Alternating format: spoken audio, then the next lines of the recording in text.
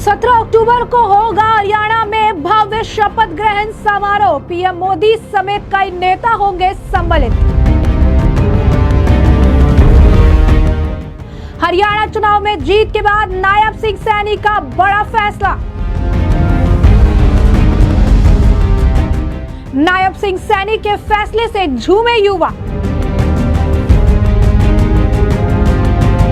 हार से बौखलाई कांग्रेस, बोली 20 सीटों पर घपला हुआ।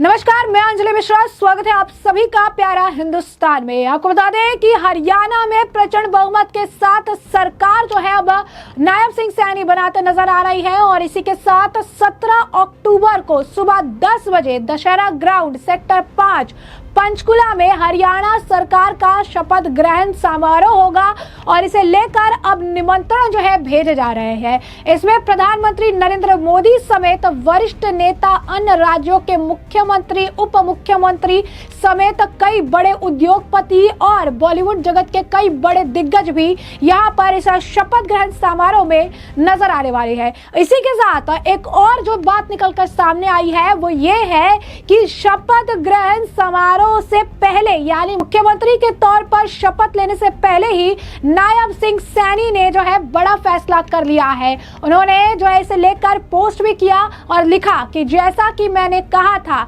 शपथ बाद में लूंगा, पहले युवाओं को ज्वाइनिंग दूंगा। रिजल्ट जल्दी जारी कर दिए जाएंगे। मुख्यमंत्री नायब सिंह सैनी ने कहा कि प्रदेश सरकार युवाओं के कल्याण के लिए सदैव अग्रणी रही है और इसी कड़ी में जल्द 25,000 पदों की भर्ती के परिणाम घोषित किए जा रहे हैं।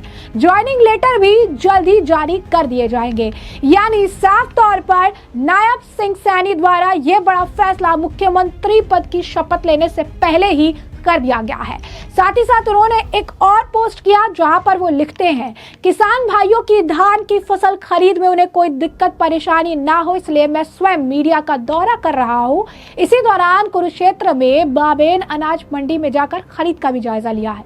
किसान के दाने दाने की खरीद एमएसपी पर होगी। हमारे सभी नवनियुक्त विधायक भी मंडियों में है। आपको बता दें कि उन्होंने आगे लिखा कि अधिकारियों को निर्देश दिए हैं कि भराव, उठान और भुगतान में किसान भाइयों को समस्या नहीं आनी चाहिए। वहीं आपको बता दें कि कांग्रेस की जिस तरीके से हार हुई उसके बाद बीजेपी हरियाणा ने एक बार फिर इस पर चुटकी ली है और उन्होंने इसे लेकर जो है पूर्व मुख्यमंत्री खट्टर का एक बाइट जो है वहां पर साझा किया है और ऊपर में पोस्ट में लिखा है, हमारे मुख्यमंत्री जी ने कहा था जनता देगी जवाब और ये कहेंगे ईवीएम है खराब। कांग्रेस की आपसी फूट ही भाजपा का सबसे बड़ा फेवर करती है। कांग्रेस के सहयोगियों ने नारा दिया कि सनम अकेले डूबेंगे तो तुम्हारे साथ क्यों डूबेंगे, और कांग्रेस कहती है सनम हम तो डूबेंगे तुम्हें भी साथ लेकर डूबेंगे। तो ये जो है उनके द्वारा कहा गया। उसके बाद एक और जो है वहां पर पोस्ट देखने के लिए मिला जहां पर अगर आप देखेंगे तो लगातार अब कांग्रेस की किरकिरी जो है देखने के लिए मिल रही है। इसी बीच अब हरियाणा में लगातार तीसरी बार चुनाव हार कर सत्ता से दूर खड़ी कांग्रेस पार्टी इस उम्मीद में चुनाव आयोग के पास दर दर भटक रही है और इसे लेकर ज्ञापन लेकर पहुंची है ताकि उन्हें इस मामले में कुछ रियायत मिल सके।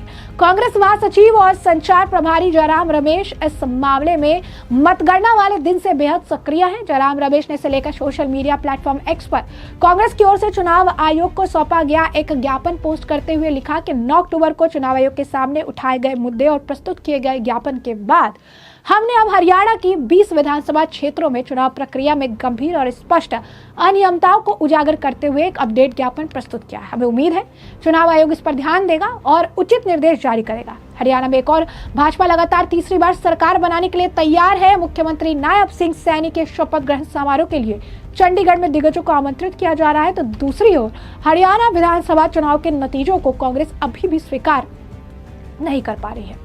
कांग्रेस अभी तक ओपिनियन पोल और एग्जिट पोल के अलावा तमाम सर्वे और अनुमानों को बहुमत मिलने की भविष्यवाणी की ओर जो है अभी भी फंसी पड़ी है। हरियाणा चुनाव के नतीजे आने के तुरंत बाद अब कांग्रेस ने बड़े झटके से उबरने के लिए ईवीएम और इसकी बैटरी के अलावा चुनाव आयोग पर डेटा पब्लिक करने की सुस्ती का भी आरोप लगा दिया है। जयराम रमेश, सुप्रिया सुले, पवन खेड़ा जैसे नेताओं के बाद भूपेंद्र सिंह हुड्डा ने भी कांग्रेस की करारी हार के लिए चुनाव में गड़बड़ी किए जाने का आरोप लगाना शुरू कर दिया है।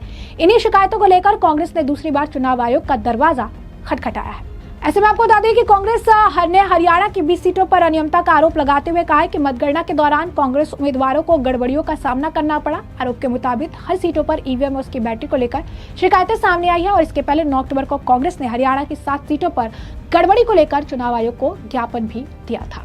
अब 13 नई विधानसभा सीटों पर ऐसी दिक्कतें की बात जो उनके द्वारा कही जा रही है, यानी साफ तौर पर एक तरफ सरकार का गठन होने जा रहा, 17 अक्टूबर का वो दिन बताया जा रहा है, दूसरी तरफ कांग्रेस अपना हार अब भी जो है एक्सेप्ट नहीं कर पा रही है। इसे लेकर चुनाव आयोग का दरवाजा खटखटा रही है। इस पूरे मामले पे हमारे साथ जुड़ रहे हैं वरिष्ठ पत्रकार अजय पत्रकार जी। उन्होंने हरियाणा के मुद्दे पर लगातार अपनी एक्सपर्ट राय जो है रखी है, तो ऐसे में मैं चाहूंगी कि इस पूरे मामले पर एक बार अजय पत्रकार जी को भी सुन लीजिए, क्या कुछ उनका कहना है। अंजलि जी, बड़ा अच्छा क्वेश्चन आपने किया है हरियाणा को लेकर के और ये शपथ ग्रहण के को, और साथ में नायब सैनी जिस तरह से शपथ ग्रहण के पहले बिफोर अपने काम कर रहे हैं, बड़ा अच्छा क्वेश्चन किया। हिंदुस्तान के इतिहास में ये पहला हरियाणा की धरती पे ये काम हो रहा है। शपथ ग्रहण के पहले 25,000 नौकरियों को वहाँ के मुख्यमंत्री ज्वाइनिंग करा देंगे, और यही नहीं, ज्वाइनिंग के साथ जहाँ जहाँ फसलों की बिक्री हो रही थी वहाँ पे मुख्यमंत्री ने जा कर के सारी व्यवस्थाएं, एक एक दाने को एमएसपी पे लेने के लिए कहा, हर फसल एक एक दाने को, और विधिवत, और ये भी कहा है कि जो भी किसान अनाज लाए उसमें एक दाना भी खराब नहीं होना चाहिए, मतलब उनका बेकार नहीं एक दाना जाए, एक एक दाने को ले लेना है और पूरा एक एक दाने का मूल्य चुकाना है। उन्होंने ये भी कहा है कि हम दाने दाने का हिसाब देंगे अगर आपने मुझे हुकूमत सौंपी है। ये कहते हैं कि दाने दाने का हिसाब चुकता करेंगे कौन? वहाँ के मुख्यमंत्री। यही नहीं, आपको बतला रहे हैं, ये पहला वो है कि शपथ ग्रहण के साथ के पहले नौकरियां दिलाना, इसके अलावा आपको बता रहे हैं मंडियों पे फसलों का, और अंतर्राष्ट्रीय बालिका दिवस पे ये जाने कितने नेता जात के लोग इंडी गठबंधन में हैं, इन्होंने अंतर्राष्ट्रीय बालिका दिवस में बच्चियों के लिए कोई बड़ा कार्यक्रम नहीं, उन्होंने पूरे प्रदेश में हर ज़िले में बालिका दिवस में छोटी बच्चियों को सम्मानित किया गया। बड़े बुजुर्गों ने पैर छुआ, एक मुख्यमंत्री हो करके उन्होंने पैर छुए। क्या कभी खड़गे जी को आपने बच्चियों के पैर छूते हुए देखा है? उनकी जो औलादें हैं उनको देखा है। जो एक कर्नाटक का मंत्री है जो सनातन का विरोध करता है, उसको किसी ने बच्चियों के पैर छूते हुए देखा है? या स्टालिन को देखा, या फिर राहुल गांधी को देखा है कि छोटी बच्चों? क्या ये भूल गए थे? ये धार्मिक उसकी सांस्कृतिक के बहुत बड़े बात करते हैं। क्या ये पैर नहीं बाकायदे एक एक बच्चियों के पैर छुए, काफ़ी देर तक सर झुका करके? ये है। और अभी शपथ नहीं ली है, इसके पहले इतना काम करना। यही नहीं, राइस मिलर्स एसोसिएशन ने हड़ताल कर रखी थी, मुख्यमंत्री एकाएक उनके पास पहुंच गए, वो सब ताजुब मान गए। उनको कई एक बार ये डाउट हुआ क्या ये मुख्यमंत्री जी हैं, अब पहुंच गए और जा करके उनके उससे हाथ जोड़े। एसोसिएशन जो हड़ताल कर रही थी, हड़ताल ख़त्म हो गई, उसके पहले उन्होंने कहा आपकी मांगें मान ली गई, और उन लोगों ने हड़ताल भी ख़त्म कर दी। ये भी उन्होंने कहा है केंद्र का 1947 करोड़ रुपया जो हस्तांतरण हुआ, एक एक पैसा जनता के लिए, अब पहले से उन्होंने बता दिया कि देखिए ये पैसा इस मद में हम जनता के लिए खर्च किए। इसके पहले क्या पोजीशन थी? केंद्र के पैसे को हुड्डा सरकार ने जम के लूटा था। और यही नहीं, आपको बता रहे हैं, हाँ एक बात ज़रूर कही है इन्होंने नायब सैनी ने, कि राहुल गांधी को संस्कृत का व खान पान का ज्ञान नहीं है, कम ज्ञान है, सीमित ज्ञान। देखिए कितने सधे हुए सही, तो संस्कृत का ज्ञान नहीं है। इसके अलावा आपको बता रहे हैं कि उन्होंने वो राजमाता विजय राजे सिंधिया के उनके याद किया कि उनका दिवस है, इसी दिन मनाया जाता है। उनको भी याद किया, तमाम लोगों को याद किया। और इन सब के अलावा आपको बतला रहे हैं 17 अक्टूबर को पंचकूला में शपथ ग्रहण 10 बजे होगा, और सेक्टर 5 के दशहरा मैदान में पहले रावण का दहन होगा, वहाँ से बुराइयों का दफन करेंगे। तो इसलिए बढ़ा दिया कि 2-4 रोज जो बुराइयां हैं हरियाणा में जो छा गई थी, गांव-गांव जो जातिवाद या वैमनस्यता हो गई, इसको दूर करेंगे, माहौल अच्छा करेंगे, प्रदूषण सही करेंगे, पूरे हरियाणा से कूड़ा हटाया जाएगा। इस बीच जानबूझ के लोगों ने कूड़ा भर दिया था ताकि सरकार पर आए उन सबको, और पूरे उसकी सफाई होकर के विधिवत पूजन के साथ 17 अक्टूबर को होगा। आपको ये भी बता दें, इनके साथ 51 विधायक हैं। 51 हरियाणा की राजनीति में बहुत शुभ माना जाता है। 51 और भी विधायक बनने। वहीं कांग्रेस में मीटिंग हो रही है कि कांग्रेस का ये एक दृढ़ संकल्प रहा, किसी भी राज्य में नौकरी लगे तो उनको देने न दो, किसी तरह अड़ंगा डाल दो। इनके यहाँ जयराम रमेश नाम का एक व्यक्ति है जिसने उस पर ख़ास तौर से रोकने की कोशिश की थी। उससे उनकी नौकरी पक्की हो जाती है और उनका कांग्रेस में स्थायित्व हो जाता। इन्होंने ही जयराम रमेश इन सब ने किया था। इन सब की मीटिंग हो रही है कि 25,000 युवाओं को ज्वाइन कराएंगे, किसी तरह रोकना है। पहले रोक अग्निवीर को भी रोकने की कोशिश की, जबकि वहाँ के आवाम ने उस पर मोहर लगा दी।